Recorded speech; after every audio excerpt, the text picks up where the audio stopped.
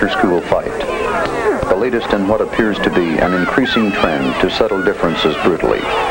What makes this fight different is that this one is about to be reported. This is Nancy Martin, student editor of the school paper. What she sees prompts her decision to do something. To Nancy, the fight is the subject of a legitimate news story. She will discover that there can be a difference of opinion.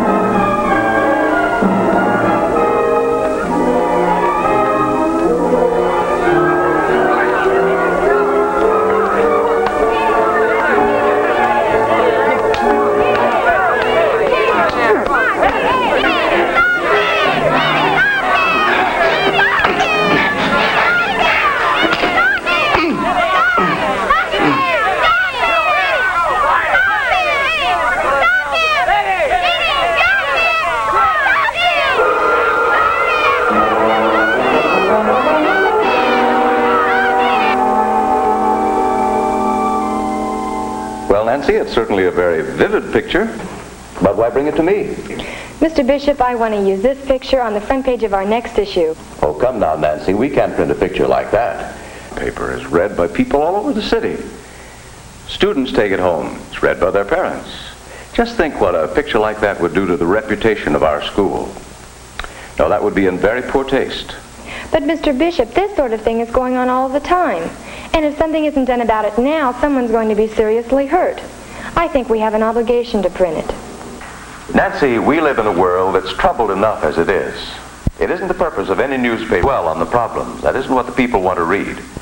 What effect do you think this picture would have on the students involved? What about the damage to them? Mr. Bishop, I don't think that's the point. What about the damage to them and all the others if this sort of thing isn't stopped? I think you're exaggerating. There have always been fights. There always will be. And surely printing this picture isn't going to help solve the situation. But, Mr. Bishop, I think that's the purpose of a newspaper. To let the people know about the things that are going wrong. About the things that ought to be corrected. After all, the world isn't going to be any better. Nancy, how is it going to be a better world if all our newspapers do is print stories of fights and robberies and murders? I believe it will help. I don't think we should hide things just because they're unpleasant.